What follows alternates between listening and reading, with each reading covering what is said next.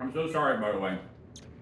I didn't think grocery store wine deserved a shave, a nice outfit, or a good attitude. So I brought none of those.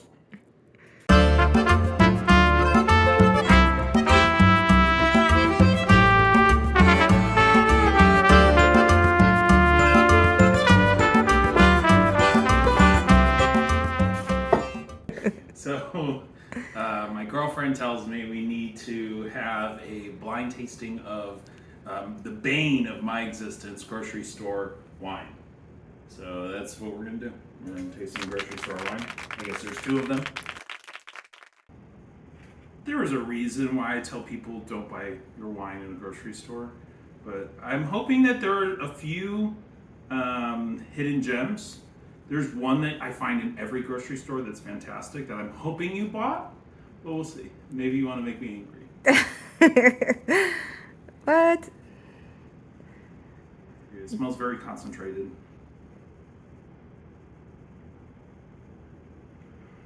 Like nail polish remover, very high alcohol,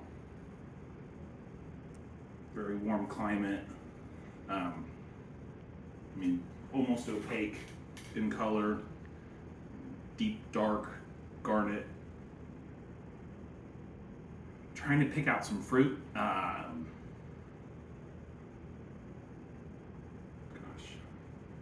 maybe cherry. All I get is alcohol. Maybe some stewed mulberry.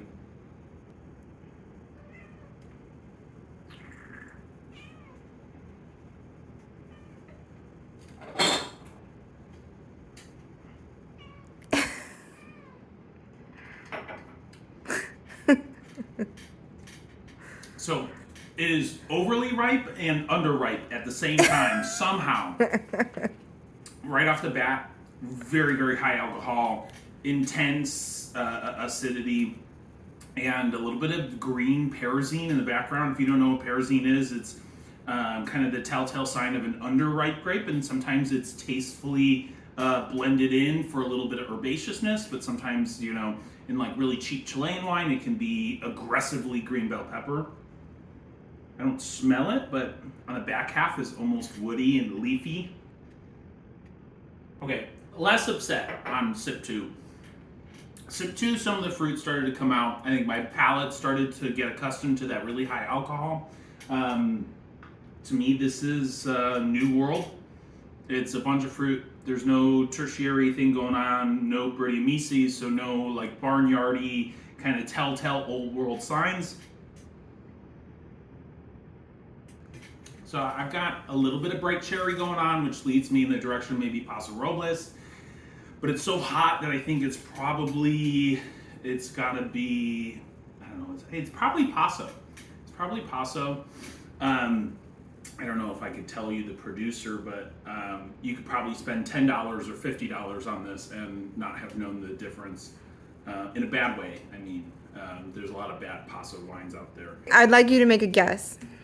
I think it's Paso Robles. So if it's not Dow, then it's probably J. Lure or I don't know. Go ahead and pull those two. the bottle up. Joel Gott. Oh, lovely. You really treated me, so well today. Joel Gott's an interesting one. So this is quote unquote Napa. So hot fruit, hot, very ripe in territory. Napa's getting hotter and hotter as it goes. Something I always tell everyone when they get into the wine store, because God, if you follow me, you probably don't buy your wine at a grocery shop. But if you do, you should follow me to learn not to buy your wine at a grocery shop. But if you happen to be shopping amongst wines that you don't know anything about, the more specific the wine bottle is going to tell you about where that wine comes from, the better it's going to be.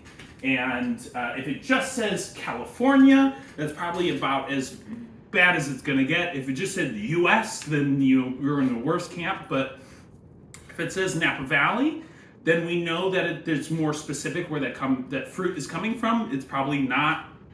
It may still be bought at auction, but the more specific they tell you, let's say it's this a certain AVA, agricultural viticultural area in Napa Valley. So let's say it's Coombsville, Napa Valley. Well, now they're really proud of the fact of it came from this specific place in Napa. Well, if they say, okay, it's this single vineyard on this one single lot, this one row of that single lot from Coombsville, from Napa Valley, from California, and you keep going out, and the more specific they tell you, the more proud of that little microclimate they are, the more chance it is that that wine is art and not just alcohol. But for whatever, $8 to $10, whatever this is. Sorry.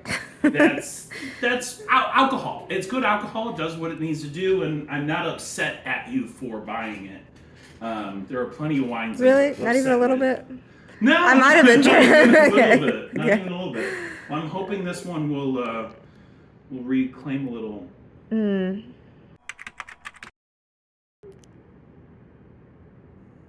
Okay, a little more complexity here, a little more herbaceousness. This is much nicer. This is got more things going on.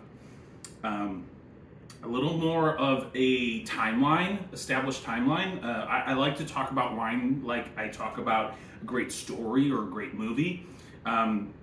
It should grow and shift and evolve across the palate.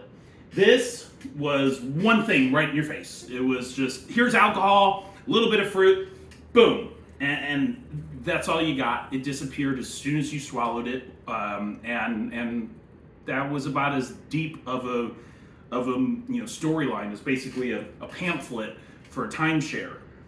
This is telling me a little bit of a story. This is a little bit more like,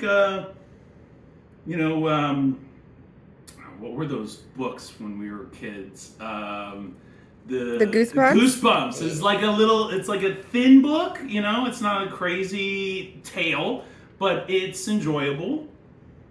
And there's some complexity here. Not saying this is a complex wine, but in comparison, one by one. It helps they were back to back. You have blackberry, strawberry, a little bit of herbaceousness, almost like a little bit of spearmint, which is a classic Cabernet expression.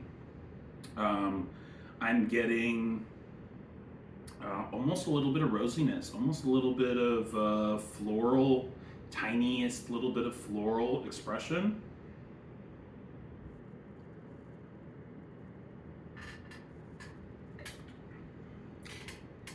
Don't get me wrong, I don't like either of them. But this is a huge upgrade. If these are the same price, this is what I would be getting any day of the week. I actually don't remember what I paid for them.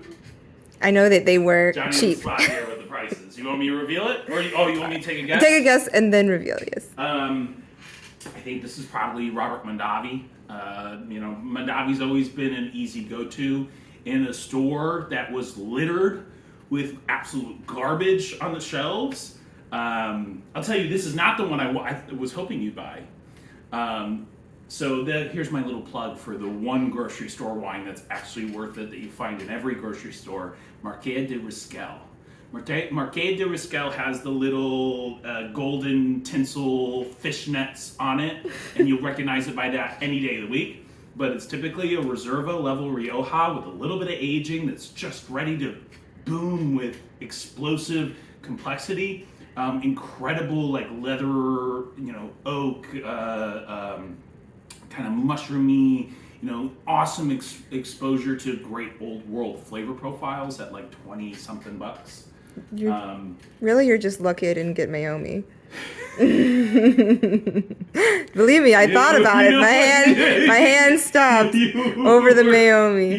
You are dying to just feed me garbage. Okay, I'm not upset with this. I think this is Robert Mondavi. I think it's California in general, probably a little bit of Napa, a little bit of North Coast, maybe a little Sonoma. I don't think it's Josh. I don't think Josh is this good, but I think I'd be upset. It also could be J. Lure. Maybe I think J. Lure is worse than it is. Maybe I think J. Lure is this bad. But we'll see. Let's do the grand reveal. Ta-da! It is J-Lure. It is J-Lure. Okay. Very good. No, it's not. It's Josh. Oh, my God. I was waiting for the second revelation there. Hey, all right. Well, Josh is better than I thought it was. It's probably also $10. And it tastes more like wine. It tastes more like wine than the Joel Gott. Yeah, this is not bad. Well, thank you, Vino St Nick. Well, happy drinking to you.